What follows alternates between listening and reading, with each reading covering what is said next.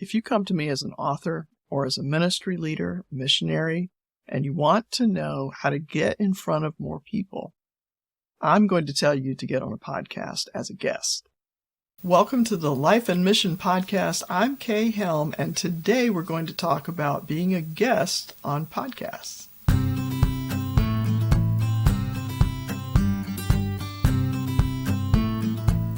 Eric Nevins was recently a guest on this podcast, and he is the founder of the Christian Podcasters Association. So if you want to go back and listen to that episode, it's the one right before this one. He explains a lot of the why you want to be on a podcast and what's happening in podcasting and different ways we can think about podcasting. But I want to talk to you today about being a great podcast guest, how you can do it, just some things that I want to take the mystery out of it, okay? Podcast guesting can be a great tool in building your network and getting the word out about your message, about your ministry, about your new book, all these different things that you need to get out into the world. And you have people that are just waiting to hear your message, but how do you reach them? Well, podcasts are great for this. There are over 2 million podcasts, and over 60% of all U.S. consumers listen to podcasts. They're listening in their homes. They're listening in their cars while they're out taking a walk or exercising, walking the dog, right? Podcasts are everywhere. And we kind of have a joke about, oh, everybody has a podcast now. Well, not quite. Actually, podcasting is this world that is in the phase that it's in right now. It's really the place to be, right? This is where you can reach a highly focused, loyal audience. And if you are a good match for this podcast, then you're reaching the people that want to hear from you, that are waiting to hear from you. And so that's great for your book. It's great for your ministry. It's great for your message, and it can help you connect with the people who want to be connected with you. And it's just great all around for the host and everybody involved. So why are podcasts good? Here's a few reasons, okay? I just said one, podcasts tend to have a loyal following. Number two, as a guest, you borrow the host's credibility with their audience. Now, think about this when you're contacting people and applying to be on their show. Is it a good fit? Are you going to be a good fit for them to share with your audience? Have you shown them that you are going to serve their audience well? Because they're, I called Eric Nevins when he was on the podcast. I kept calling him the pastor of the Christian Podcasters Association. Well, you can think about the podcast host as kind of the pastor, the shepherd of their listeners. They have to take care of those people. They have to serve them, and they have to also protect them. And so they are going to vet you. Are you the right guest for my audience? What do you have for my audience? How will you serve my audience? And so we come with a heart to serve, not just I'm trying to get on 50 podcasts so I can sell my whatever, so I can get people to follow me.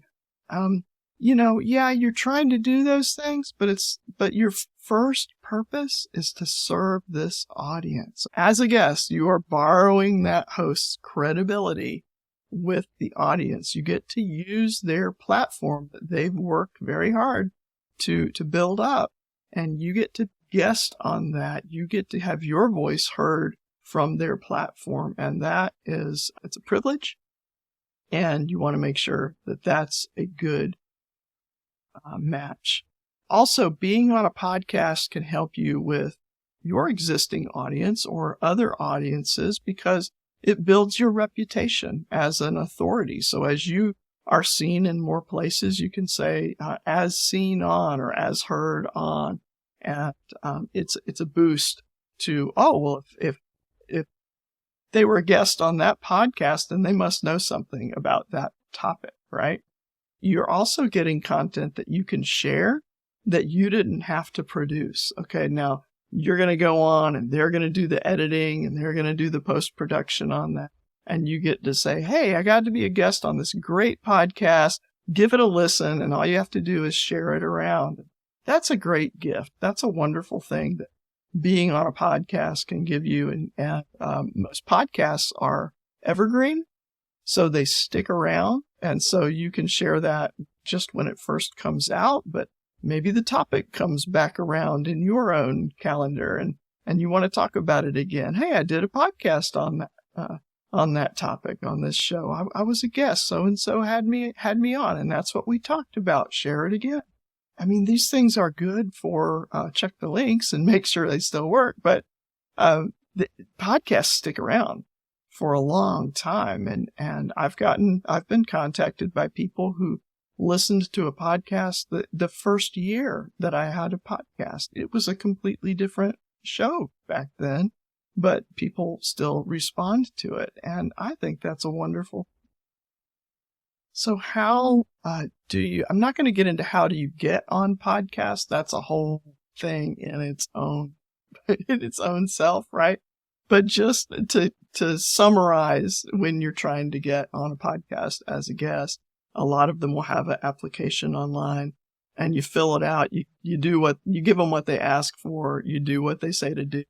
You make sure you're a good fit first. So before you contact people, you should listen to at least 2 or 3 episodes, and understand what that show is about, who their audience is, and understand how can you serve them. And you want to know that up front and be able to express that. And they're going to be looking for things like, who follows you? What good is it going to do for them to have you on? What's in it for them? Yes, that's going to be a question you're going to need to be able to answer. So just understand that that's how this works. And there will be people that give you opportunity and people that say, well, you need to wait a while, or there are going to be the ones where it's just not a good match, or maybe not good timing.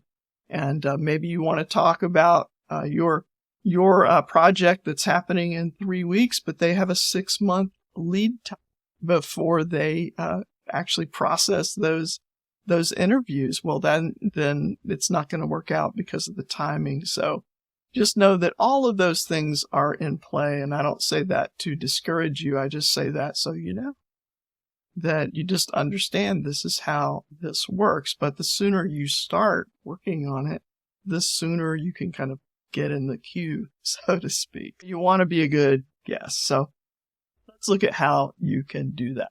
Okay, the first thing obviously is to be prepared. So that means listening to past episodes, looking at, what's the audience for this podcast? Who are they? Get to know them so you can serve them.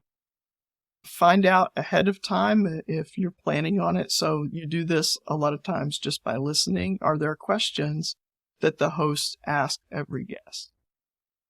So like on How I Built This with Guy Raz, he always asks these business owners, all right, your success, was it more luck, do you think, or was it hard work? Every guest is going to get asked that. So if you know there's a question like that, make sure that you have your answer, right? And you're able to answer that question. Practice what you're going to talk about. I love when a guest has stories.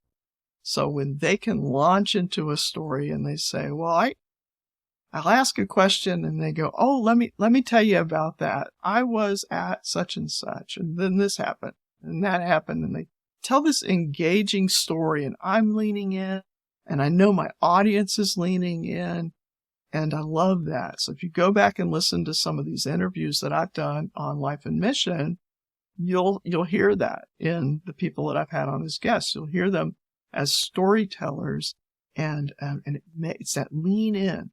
Pay attention to what makes you lean in, and how can you share your message in a story that makes the audience lean in. So practice these stories, and you may have different versions of it, right? You don't want to be too long.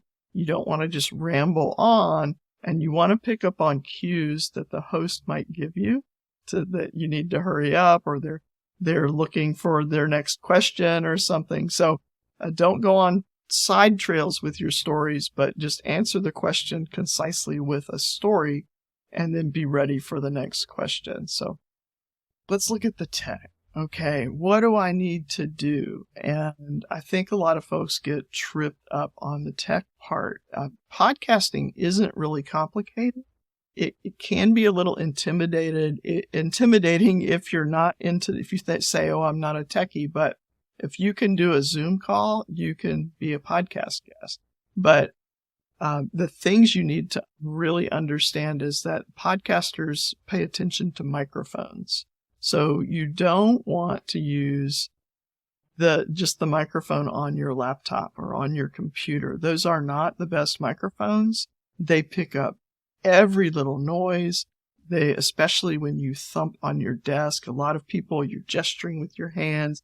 And I've heard people in interviews, you'll hear this thump, or sometimes you get on a Zoom call and you see kind of bad Zoom behavior with people bumping into things or having really bad backgrounds, or it's too dark, because remember, a lot of these now are going to video. And so always set up understanding that you may very well be on video. I had an interview with the head of a company one time, as a corporate leader, and it wasn't a huge company. It was a kind of a lean startup. Things were happening, and I've been really happy to see them succeed. But he showed up, and my first question to him was, "Did you want to comb your hair?"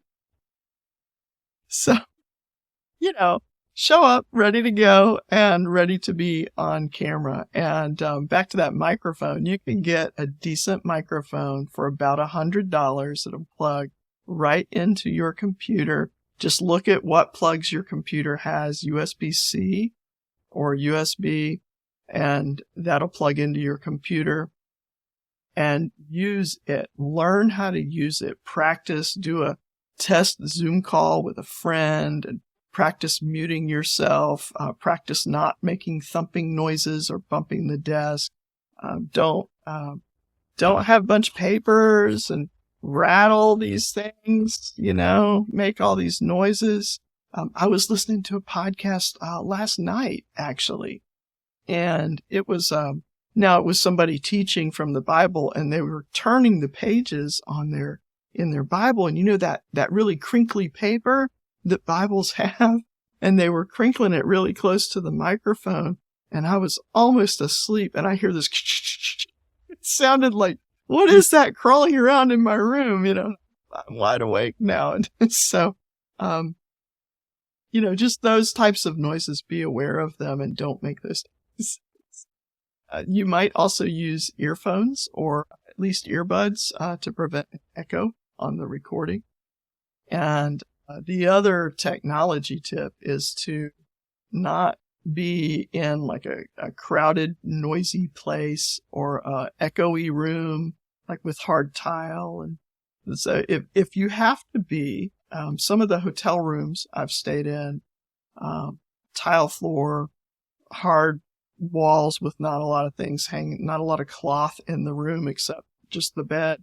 So I've been known to set up the pillows like a pillow wall, make a pillow fort on the other side there where I'm speaking into the pillows, so that my voice doesn't, here's the mic and the pillows behind that, so that that's absorbing the sound, and we're not getting kind of a bounce sound, echoey type of effect. You might not hear it, but your host will hear it and their editor will hear it, and it causes headaches for them. So anything you can do to not cause headaches for people. So not trying to overcomplicate it. You see how easy it is to overcome some of these things. So decent mic, get in a quiet space, make sure there's some softness about the room, and just be ready.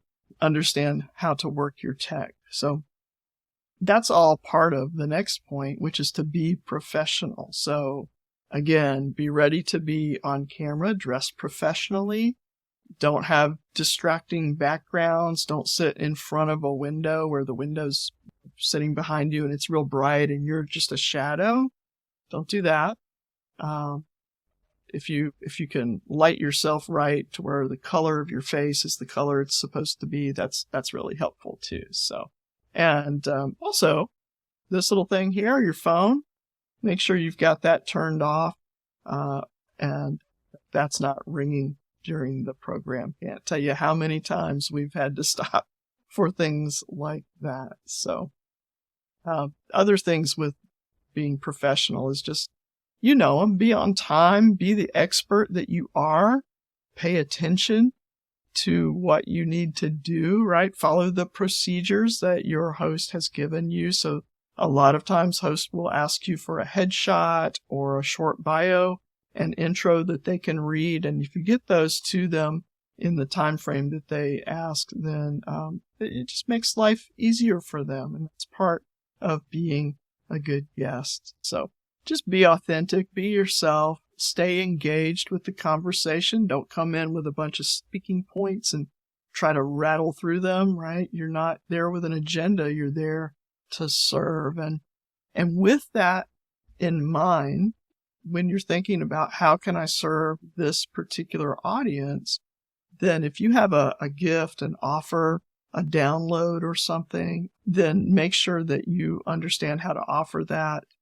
Ask for permission. Say, hey, I've created something special for your audience. Before you start recording, you can tell the host this. I have this special something for your audience. Can I mention it? And it's not a sales pitch. It's just saying, hey, I made this thing for you. I want to serve you.